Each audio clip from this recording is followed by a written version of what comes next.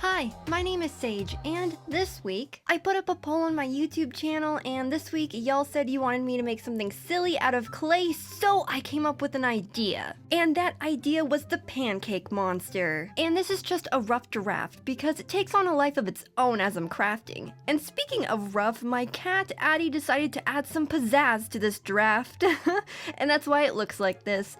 But without further ado, I'm gonna need some tinfoil and clay. I then roll that tinfoil hot dog style before then folding it in on itself, so eventually it looks like a raindrop with a tapered end. I then take even more tinfoil and wrap it around the small part, so essentially I'm building a head and a body. And I continue doing that until it looks like this, and then whoop bam, I cover it in clay. Next, I take my ball stylus and start to make some indents for the eye sockets, and then one of them doesn't go too well because the tinfoil is like right there and there's not enough clay up top of that side. And then I decide I'm gonna add an eyebrow ridge as if that's going to help, and then it didn't. So I decided to ignore that problem and carve out a mouth instead. And so I take the clay out of his mouth before then putting more clay in his mouth. And you may be like, why are you doing that? I wanted it to have like a layered look, so it's a little bit caved in his mouth, but since I have so much tinfoil underneath his head, I can't really make a true one, but I'm making it work, so I'm just giving him the essence of a mouth rather than like a real one, you know? And at this point, I'm realizing it's not really looking too much like a mouth, so I decided I'm just gonna roll him into the mat because I don't like his eye sockets either right now. Next, I start squishing the edges of his mouth and also try and carve out the exterior shape, and you know, it's not really working too well for me, so I make him some fangs that I later remove because I don't like them either. And so in my mind, I'm gonna give him some gums, but some thick ones because then I think I can add some more teeth into them. But turns out, these gums actually turn into a nose. Crazy, I know, this is a chaotic journey. And so I do some refining to his new snout before then giving him some smile lines at the corners of his mouth. After that, I take some tinfoil and I scrunch up little pieces of them before then putting them on each side of his head, as these will be his new eyes. And whoop bam, I cover them with clay. And to make them separate from the head, I first take my ball stylus and carve around them before then getting more extreme and taking the pointy stylus and really making indents around the base of them so it really looks like the eyes are bulging out. And then I take my pointy stylus and give him some nostrils so he can smell the future pancakes.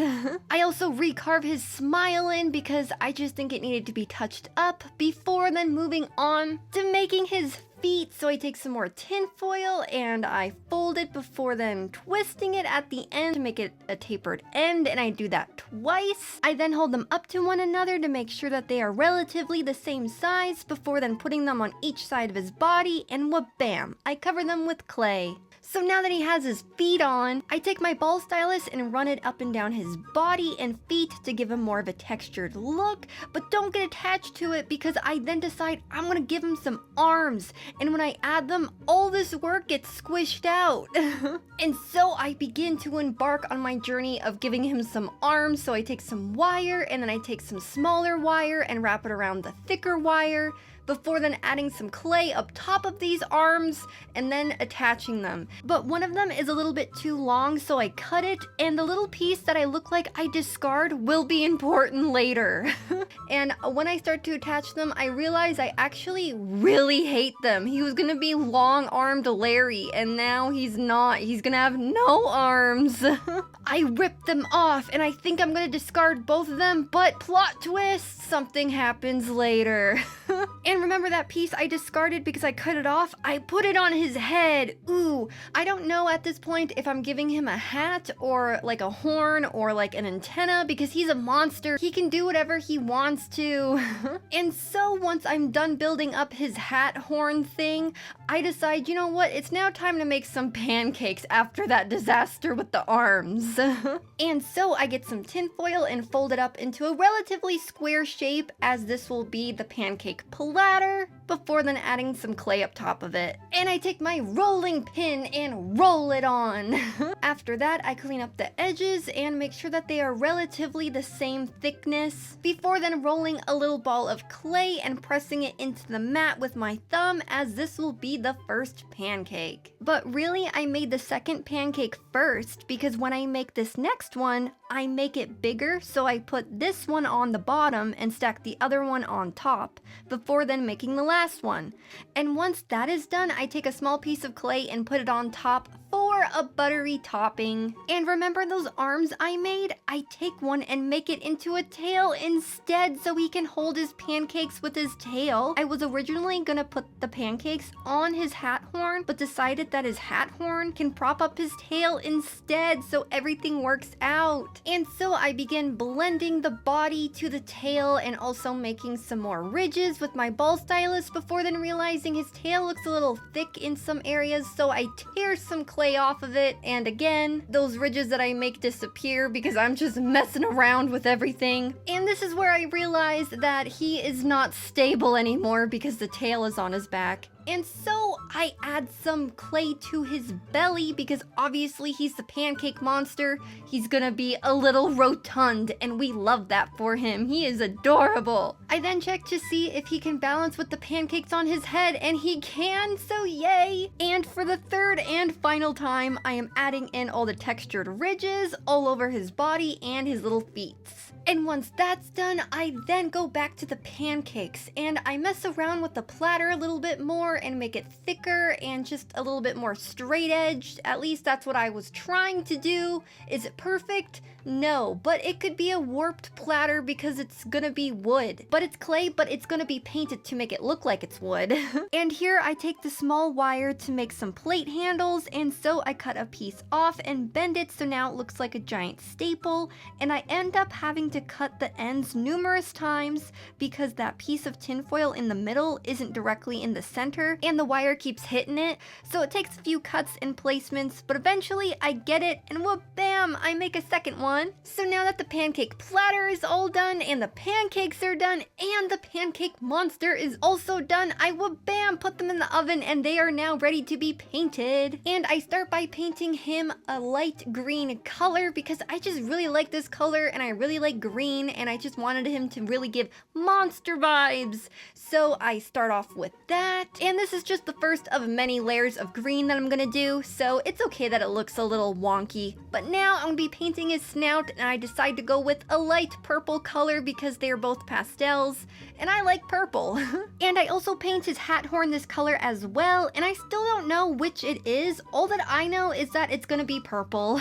I then move on to painting his tongue pink, and I also paint his eyes pink as well because I just think it's a matching color, and I really didn't want to go with white because white is so stark and bleh. So I wanted to go with a color that would also match the other ones that I have down, and pink was that color. Next, I start to paint the pancakes. Yay, this was my favorite part. I was so excited, and I used buff titanium, that's the name of the paint color, before then going in with the sepia paint and dabbing all the edges to make it look like it's all nice and baked and just, ooh, so fun. I love pancakes so much in real life. They're so good. And remember how I said I was gonna paint the plate to make it look like it's wood? So this is the first layer of dark reddish brown that I'm using. And once I'm done that, I begin to paint the butter, and to make that color, I mix buff titanium and a stark yellow together to give it a different hue than the pancakes. Then this is where my too much gene really went into overdrive because I thought that the monster looked too plain with just one color of green, so I add in a dark green in all the crevices of the texture I added on his body and feet, and I also give him a little green blush on his face too, before then taking some white, and at the textured peaks I add in highlights, so now he's looking more and more like a watermelon. And I don't know where I was going with this, but I'm happy that he's giving a sweet vibe. Next, I take some dark green and outline his mouth, before then taking a dark purple and outlining his snout. And while the dark purple is still wet, I mix it with the light purple and blend them so his snout has more of a variation to it. I then mix the teeniest bit of white with the purple to highlight the middle of his nose. And because his nose got the variation to it, I obviously had to add the same variation of the dark purple and the light purple to his hat horn. Next, I jump back to working on the eyes, and I take a little bit of white and mix it with some pink to give his eyes some highlights for his future pupils. And once that's all done, that's pretty much everything with one layer on it. So after this, I just continue adding more and more layers until eventually the pancakes and the little monster guy looks like this. The only thing different that I did off screen was to give his eyes an outline with dark green and to add in some pink hues to his nose and hat horn. So now it's time to give him some pupils, and to do that I use black paint and paint on 2 circles, and that's the craft. I'd like to say thank you so much for watching. I really appreciate it. And now it's time for the glamour shots.